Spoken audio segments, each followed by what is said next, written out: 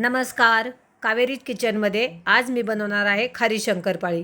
तर खारी शंकरपाळी आपण मुलांना छोट्या ब्रेकमध्ये टिफिनला सुद्धा देऊ शकतो आणि संध्याकाळी इव्हिनिंगला स्नॅक्स म्हणून चहासोबत सुद्धा खाऊ शकतो. तर चला रेसिपीला सुरुवात करूया. सर्वप्रथम अर्धा किलो मैदा घेतला. मैद्यामध्ये चवीनुसार मीठ घातलं आणि 1 चमचा भरून ओवा घेतला. तोही असा हातावरती चोळून मैद्यामध्ये घातला. 1 चमचा ओवा. आता हे सर्व छान मिक्स करून घेते. सर्व मिक्स करून झाल्यानंतर त्यातमध्ये आपण घालणार आहे मोहनासाठी तेल. पण तेल आपल्याला गरम करून नाही घ्यायचं, कच्चंच तेल घालायचं आहे.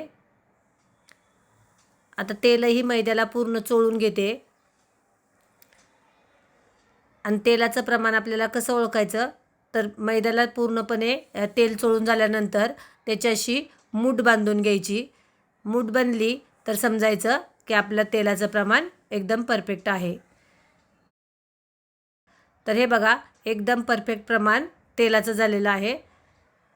हे पीठ मळण्यासाठी मी कोमट पाणी घेतलं आहे. तर कोमट पाणी घालून आपण थोडं थोडं पाणी घालून हे पीठ मळून घेणार आहोत. तर आपल्याला पुऱ्यांसारखं याचं पीठ मळून घ्यायचं आहे. तर चला मी आता पीठ मळून घेते.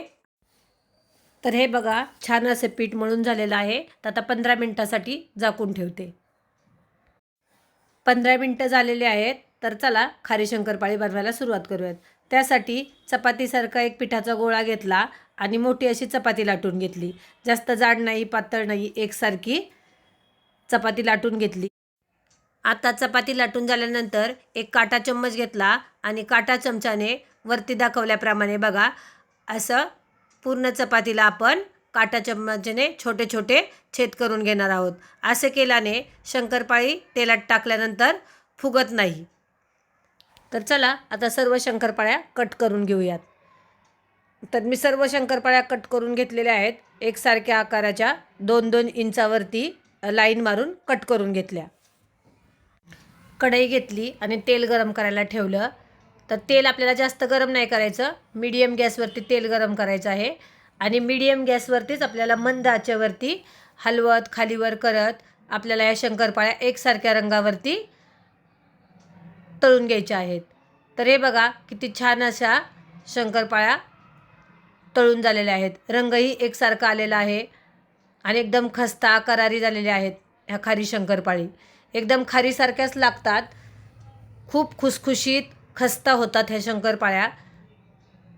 तर हे बघा, रंगसुद्धा किती छान आलेला आहे आणि एकदम परफेक्ट झालेले आहेत. मी तुम्हाला खाऊनसुद्धा दाखवते. एकदम खस्ता करारी झालेली आहे ही खारीसारखी खारी शंकरपाळी. तर तुम्हीसुद्धा घरी नक्की करून पहा. अजिबात तेलकट होत नाही आणि खूप खस्ता करारी होते.